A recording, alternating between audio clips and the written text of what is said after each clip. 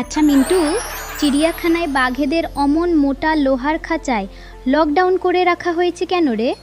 ওরা কি রেশন দুর্নীতি করেছে নাকি কারোর পকেট মেরেছে? ধুর বোকা, ওরা কোনো ক্রাইম করেনি।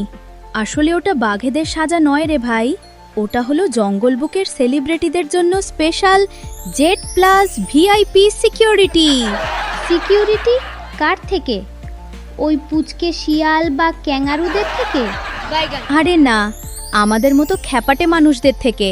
ভেবে দেখ, মানুষ যেভাবে সানডের দুপুরে ভুঁড়ি দুলিয়ে পপকর্ন চিবোতে চিবোতে বাঘ দেখতে যায়, খাঁচা না থাকলে এই পাবলিকের ভিড় আর চেঁচামেচি দেখে বাঘেদের প্রেশার হাই হয়ে নির্ঘাত হার্ট অ্যাটাক হতো। ও আচ্ছা, তার মানে খাঁচাটা আসলে বাঘেদের সেলফ ডিফেন্স, যাতে মানুষ গিয়ে আবেগের চোটে কামড়ে না দেয়।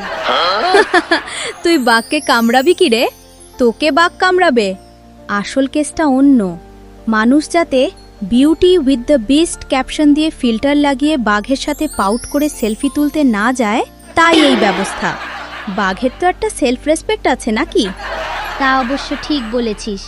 তো একটা হাফ প্যান্ট পরা লোক বাঘের সামনে দাঁড়িয়ে জিভ ভেঙাচ্ছিল আর বলছিল, আয় বাবু আয়, একটু কোলে আয়। বাঘটা যেই একটা হালুম করে হাই তুলল, লোকটার অমনি সব পপকর্ন মাটিতে।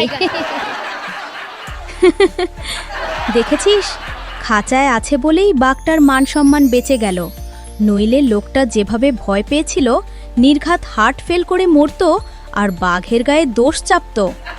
আচ্ছা, তার মানে আমরা যে টিকিট কেটে বাঘ দেখতে যাই, আসলে বাঘেরা খাঁচায় মজা করে বসে আমাদের মতো লিপস্টিক পাউডার মাখা মানুষদের বোকামি দেখে আর মনে মনে ভাবে, বাহ, ফ্রিতে কি খাসা সার্কাস দেখছি। ঠিক বলেছিস ভাই, চল আজ বাঘেদের আরেকটু বিনোদন দিয়ে আসি।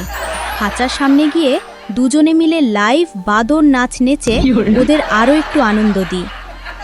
তোরা বাঘের খাঁচার সামনে এরাম বিচ্ছিরিভাবে নাচছিস কেন রে? নমস্কার, আপনাদের সবাইকে মিটির গল্প ঘরে স্বাগত।